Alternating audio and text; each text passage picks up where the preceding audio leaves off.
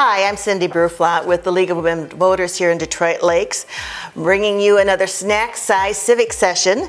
The League of Women Voters has a mission to educate and inform our public to become better voters. We are a non-partisan group, but we are policy-driven. Today we're going to move into the documents of our democracy.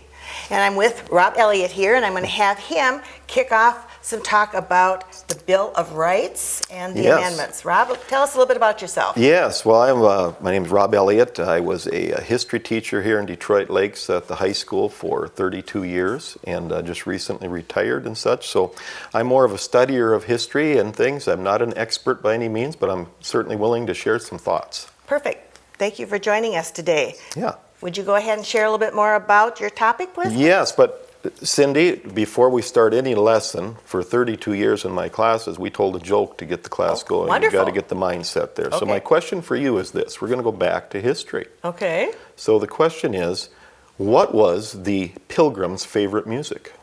I have absolutely no idea. It was Plymouth Rock. Plymouth Rock, you see. Oh, so I thought it was Elvis that brought that, but it was really the Pilgrims that brought it over and such. So now I think you feel like you're ready to learn. I'm ready to learn. I You got it. might. Absolutely. Well, the Bill of Rights, there's a literal meaning to the Bill of Rights, which is basically the first 10 amendments or changes to the United States Constitution that gave individual rights to the people and then also preserved rights to the states. Mm-hmm. But I think to really understand that, you have to go back a little bit and understand why it came about.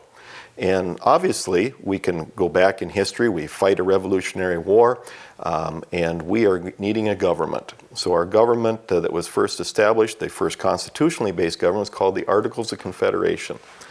Well, what they found when they established the Articles was that the Articles of Confederation gave too much power to the states and not enough to the federal government. Mm-hmm. So a lot of things were haphazard. It'd be much like in Minnesota right now if Governor Walz had more power than President Trump does. It doesn't make a lot of sense, does it? Understand. So they ran into problems. National security, finances, we owed a huge foreign debt to the French and we couldn't pay it back. The government didn't have the power to tax. There were a lot of big problems. So they decided they need to fix things. So they called for a constitutional convention to be held, 1787, I believe, in Philadelphia. And the delegates came, and the very first thing that they realized was that we can't fix this thing. There's too many things wrong. So we need to replace it. And they began to write this new Constitution. Well, without discussing much about the Constitution itself, there were still some people alarmed because it all of a sudden shifts a lot of the power from the states to the federal level. And a lot of folks were very concerned about that because isn't that the same government that we just broke away from? A strong federal government that they called a king and parliament at that time. And so they wanted to make changes, but they were a little nervous about it. So in order for this new Constitution to go into place and to work, it had to be ratified or approved by the states. Do you remember how many states there were at that time period in history? Are you testing? I think it was 13. You got it. There were 13 states. So the process was that for the new Constitution to go into place, they had to have 9 out of the 13 ratified. Well, the delegates were split on this. There were some delegates who we would maybe call the anti-federalists who were kind of against this new Constitution because they were afraid that what was going to happen is we're going to return to a dominant federal government, maybe abusive as a power like the king was. And there were others that were saying, hold on there. Our federal government has to have some sort of power to conduct business and to preserve the rights of the people. So they left the Constitutional Convention, and there was a lot of fear that the new Constitution would not be approved by 9 out of those 13 states. There were lots of threats when the delegates left that my state will not approve this thing. To ensure approval, James Madison, who had a huge impact on the original draft of the Constitution, made a deal, basically. Madison is what I would call an anti-federalist at this time. And Madison believed a lot in states' rights, but he also knew that the federal government had to have power. So the deal was this: if you will ratify, I will put together a Bill of Rights that guarantees the rights of people and preserve rights to the states and such as well, that which hopefully overcome some of these fears that people have. So with that happening, they decided that, yes, we can do the Bill of Rights. So the Bill of Rights was passed and ratified in 1791. Is that? Yes, it was 1791.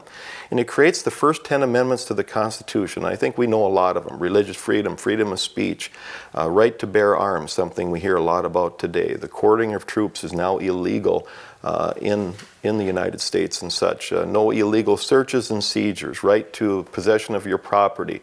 You have the right to a speedy and fair trial, no cruel and unusual punishment and such. And maybe the most, I think the most controversial and interesting part of the Bill of Rights is the 10th Amendment to the Constitution, the States' Rights Amendment. And it basically states that all rights not given to the federal government in the Constitution are therefore reserved for the states.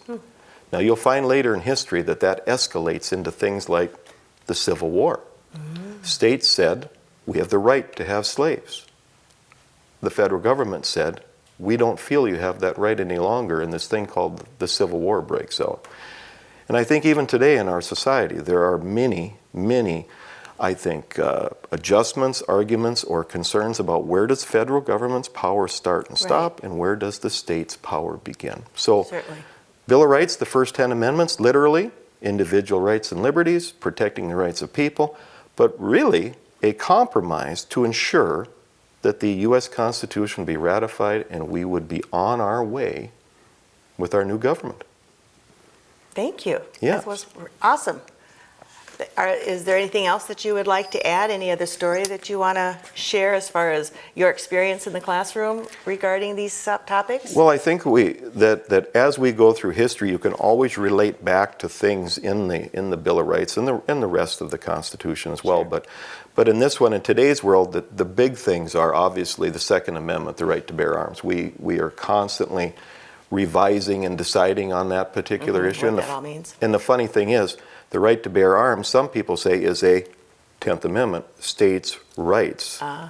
So we still Still some consider cloudy areas. there are still many cloudy, very debatable issues, and it changes as we move through history with balance between federal and state powers. So, Understand. yeah, it's a very important part, though, to get our government up and moving when we were an early republic. Thank you so much. Yes. Well, thank you very much, Rob, for joining us today. And I also want to do a shout out to West Central Initiative, thanking them for their support for this snack size civics program as we continue.